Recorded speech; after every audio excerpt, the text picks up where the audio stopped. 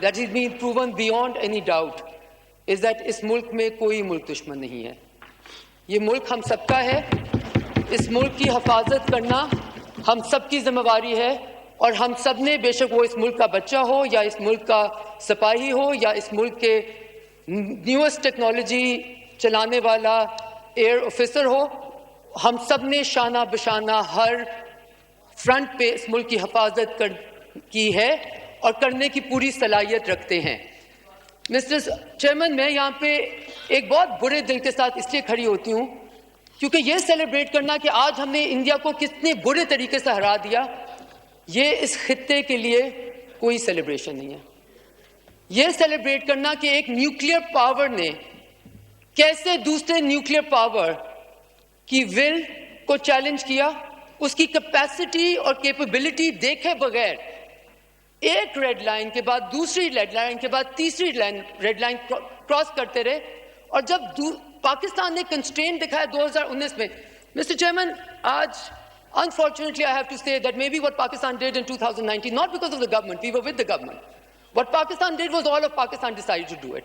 All of Pakistan decided when then two nuclear powers, and one of them goes a bit crazy in its extremism fever and decides to launch airstrikes into the other country for the first time since 1971 and almost demonstrates a crazy recklessness and is willing to go on an escalation ladder, which we all know that between two nuclear states where that escalation ladder points to.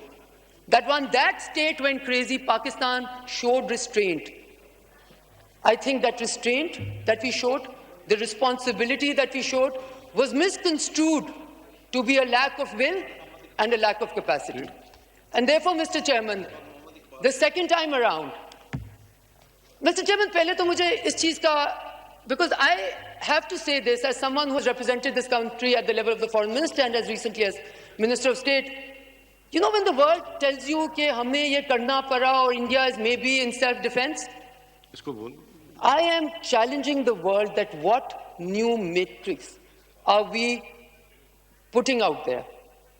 Have we all gotten out of the UN Charter as the common, international and the parameters of international law?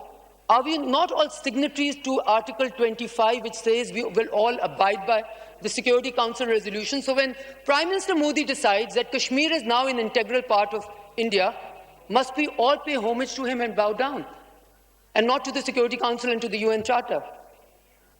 And then, when President Trump acknowledges that as disputed territory, you know what has fallen? Not the Rafales only. What has fallen is the entire Indian doctrine made by Doval, Jaishankar and Prime Minister Modi to completely unravel or be able to say it so forcefully because they were meant to have.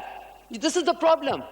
To the world, they were meant to have conventional supremacy, military supremacy over Pakistan. And you know who broke that myth? Not Pakistan.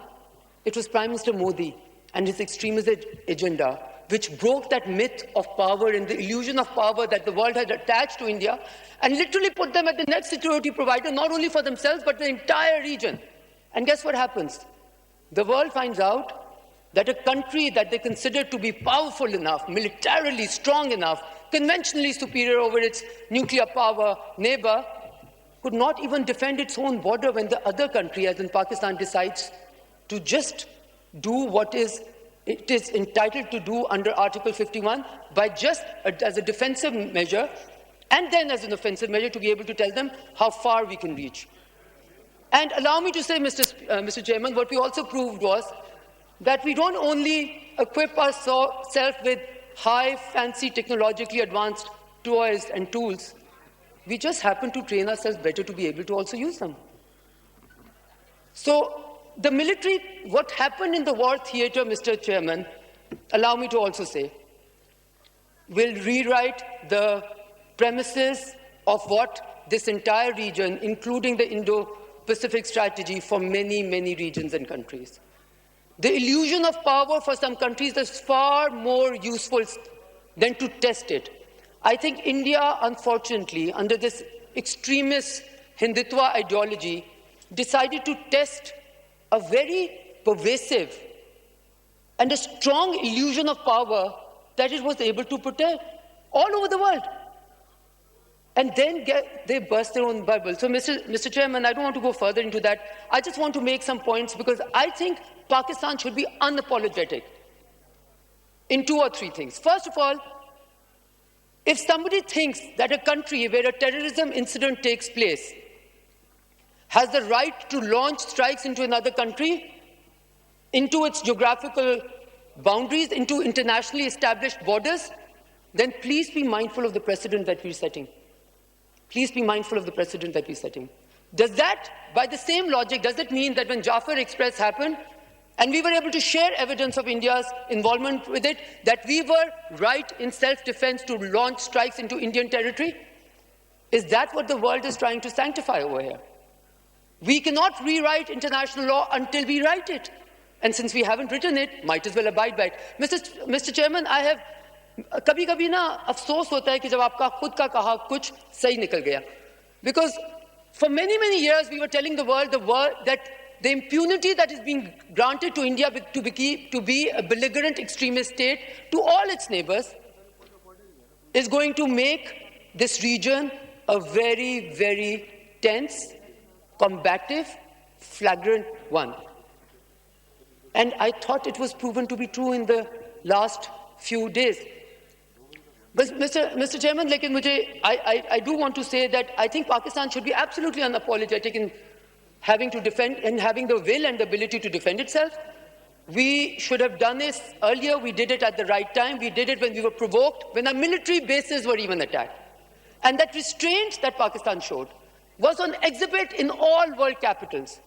And the theatrics, starting from the top of political leadership in India, going all the way down to the media frenzy, was also on display. Mr. Chairman, मैं आपके तवज्जुह से India के पास एक पैगाम दिखाना चाहती हूँ कि बॉलीवुड में जंगें लड़ना मुख्तलिफ है और वॉर थिएटर में असल में जंग लड़ना मुख्तलिफ है. और हम कभी भी, we will never be on the side of provocation or war or conflict.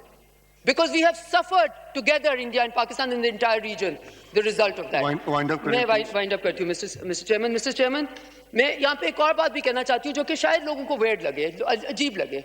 You know what India has done? It has weaponized terrorism. What does weaponization of terrorism mean? Terrorism is a rare problem. If India was serious in dealing with this problem, you know what they would do? They would not run away from the dialogue table and they would not run away from negotiation. Terrorism is a regional problem, it's an international problem. It is not the purview of only one country. So basically, when terrorism happens in India, it is supposed to do self-defense. When terrorism happens in Pakistan, Pakistan is supposed to do what? Nothing? So, Mr. Chairman, I want to say that we must also be unapologetic as a country which celebrates ceasefire. Kyun na kare celebrate ceasefire? Yes, we will absolutely celebrate ceasefire, and we celebrate the fact that President Trump played a very useful role.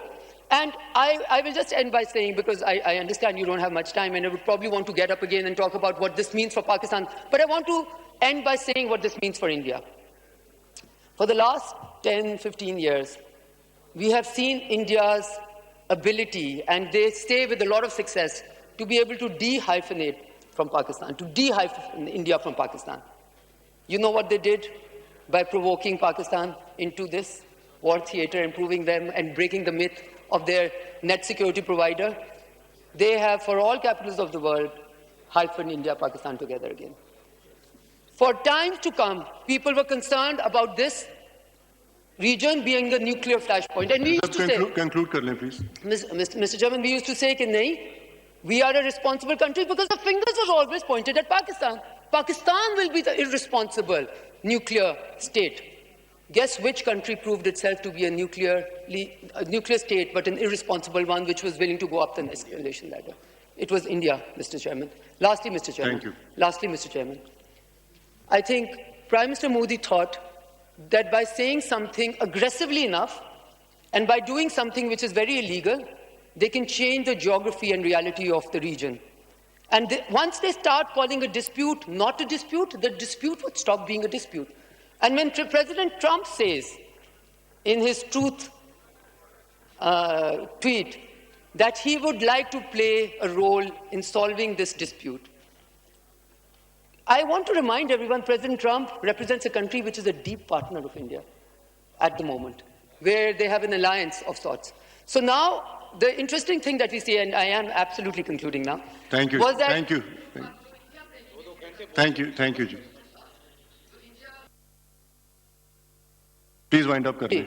The same India that Pakistan ki har baat ko jhoota kehta tha, jaise hi Secretary Rubio and President Trump sent their tweets out on the role that they had played in the ceasefire, and that they would like for India and Pakistan to resolve all the disputes and go on the negotiating table. The same India, the same Indian press and the same Indian officials starting calling President Trump and Secretary Rubio liars also. So it seems that the lying problem is pervasive all over the world, and the theatrics that we saw from India, which had actually attacked Karachi and Fatah, Karachi ko bhi kar liya tha, Lahore ko bhi kar liya tha, Islamabad ko bhi kar liya tha. Sirf such, the only truth in this world seems to be emanating from that country which displayed its theatrics and its society's implosion in broad daylight, visible to the whole world.